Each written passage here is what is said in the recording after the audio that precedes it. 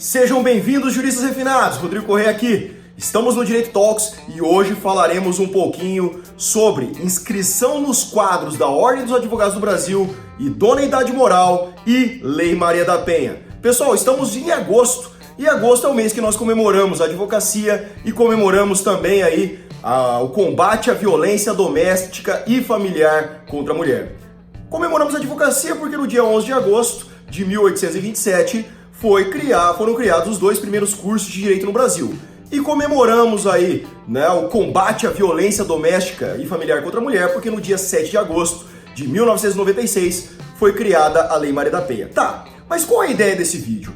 Pessoal, temos aqui, em Campo Grande, Mato Grosso do Sul, muitos casos de violência doméstica e familiar contra a mulher. Muitos mesmo. Inclusive a primeira Casa da Mulher Brasileira, que é o local onde se combate essa violência, onde se apoia as vítimas e faz a investigação criminal, por óbvio, a primeira foi instalada aqui em Campo Grande. Mas e o que está acontecendo?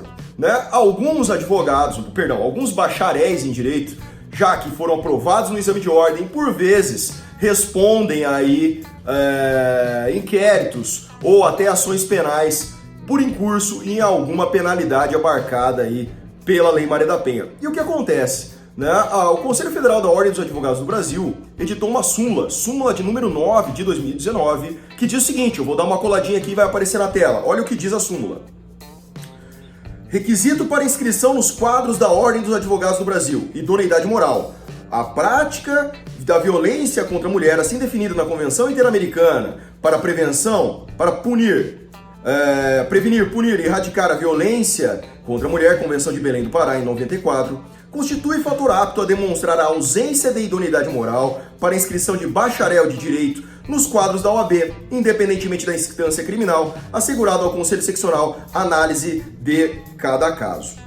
Então, o que acontece, pessoal? Como vocês sabem, lá a Lei 8.906 de 94, Estatuto da Advocacia, lá no seu artigo 8º, ele diz que um dos requisitos para inscrição nos quadros da OAB é a idoneidade moral. E vem a súmula e diz que, se o camarada está sendo acusado de violência doméstica e familiar contra a mulher, ele não tem esse requisito de idoneidade moral e, porventura, o Conselho Seccional ele pode analisar o caso concreto. Veja, pessoal, algumas críticas sobre essa súmula, eu faço parte da OAB, mas o que é bom nós temos que exaltar e aquilo que nós temos que criticar, devemos criticar. Nobres, quando a súmula fala independente de instância criminal, infelizmente, ela viola o princípio da presunção de inocência. Nós sabemos que um belo dia, a qualquer hora, uma pessoa pode acordar e ir até a delegacia e registrar uma ocorrência contra você. E essa ocorrência pode ser falsa. Tudo bem? Aí o que ocorre? Pela súmula, não importa se a ocorrência é falsa ou não. Se há essa responsabilização, se há um inquérito, se há um processo criminal, mesmo sem sentença, não tem sentença nenhuma, o Conselho Seccional ele pode barrar a inscrição desse advogado. E aí o que acontece? Muitas injustiças pairam por aí. Eu sei, não são todos, mas alguns casos referentes à Lei Maria da Penha realmente são casos caluniosos, A ex-esposa, a ex-namorada vai até a delegacia da mulher, registra uma ocorrência só para dar aquele susto no camarada, entendeu? E aí durante a instrução penal, nada é provado contra o cara ou inclusive é provado que ele é inocente. E aí o que acontece? Pela súmula, não importa se ele está respondendo, ele não vai ser advogado. E aí o que acontece? Acontece que o camarada termina a faculdade de Direito 5 anos, o camarada se esforça para passar no exame de ordem, e aí o que acontece? Por vezes ele tem que esperar acabar o processo criminal para poder se inscrever como advogado. E nisso ele perde dinheiro, perde colocação no mercado de trabalho, entre outros. A minha crítica no que tange essa súmula é justamente esta parte, quando ela diz de independente de instância criminal. Veja, pessoal, utilizando uma analogia com a lei do servidor público, eu sei, a OAB é uma entidade sui generis, não obedece à lei 8.112, biriri bororó, eu sei de tudo isso, sou professor de direito administrativo. Mas temos que fazer uma analogia.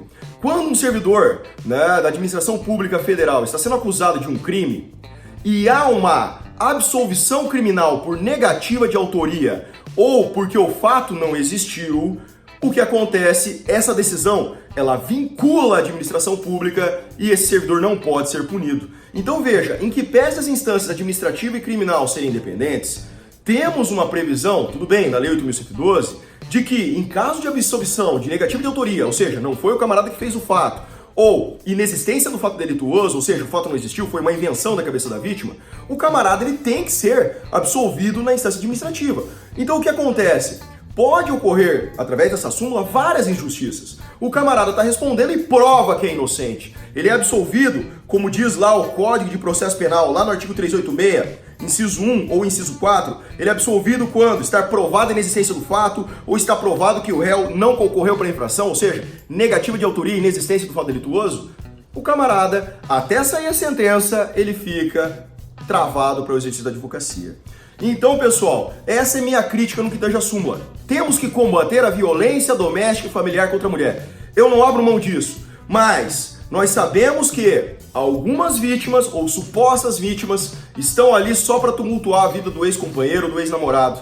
Então, nesses casos, nós temos que investigar melhor aquele processo. Então, se você, bacharel em Direito, está pleiteando a inscrição na Ordem dos Advogados do Brasil e vai colocar lá o seu pedido, lembra, se você está respondendo um processo criminal de violência doméstica e familiar contra a mulher, quando você for instruir seu pedido de inscrição, já junte naquele instrumento de pedido, junte uma certidão de objeto e pé do processo e tente juntar cópia integral do processo. Por quê? Porque batendo na Câmara de Seleção, os conselheiros da OAB, eles vão verificar se aquele processo realmente tem fundamento ou não, se há indícios reais daquela agressão ou não. E se não houver, só houver a palavra da vítima ou o fato muito bagunçado, você terá sua carteira da OAB na mão. Agora, se você não instruir o processo, deixar correr de qualquer jeito, a sua carteira será negada baseada na súmula 9 de 2019. Então tomem cuidado. Pessoal, tomem cuidado porque isso é muito sério. Volto a dizer, esse vídeo aqui não é para passar pano no agressor, não é isso. O agressor deve ser punido